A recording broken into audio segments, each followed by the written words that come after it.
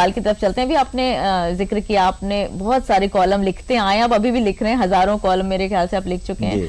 तो जो पत्रकारिता का लेखन है और पुस्तक का लेखन है, यदि एक टेक्निकल बात की जाए, इनमें क्या मूलभूत अंतर है, तो कैसे इसको आप बताएंगे?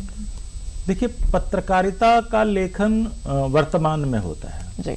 और उसमें जो मुख्य भूमिका होती है वो इंफॉर्मेशन की होती है, सूचना की होती है।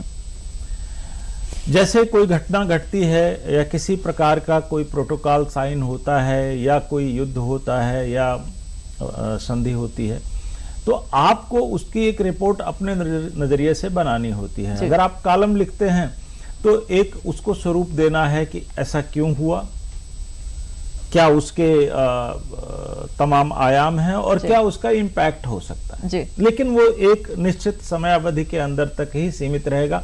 आप बहुत है तो इतना कर सकते हो कि भाई अमेरिका आज अगर ईरान पे हमला कर रहा है तो पहले भी इसी तरह का हुआ, उससे पहले, इससे अधिक पत्रकारिता आगे नहीं बढ़ती है जी।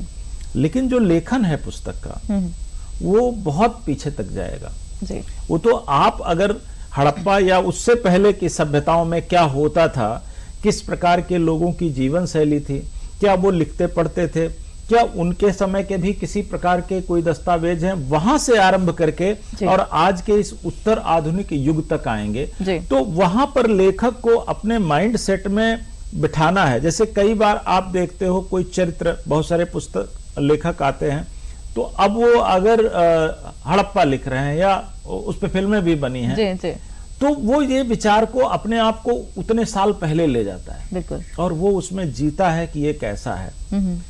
अगर आप उपन्यास लिखते हैं तो किसी संवाद को स्थापित करने के लिए आप उस कैरेक्टर में जीना शुरू करते हैं।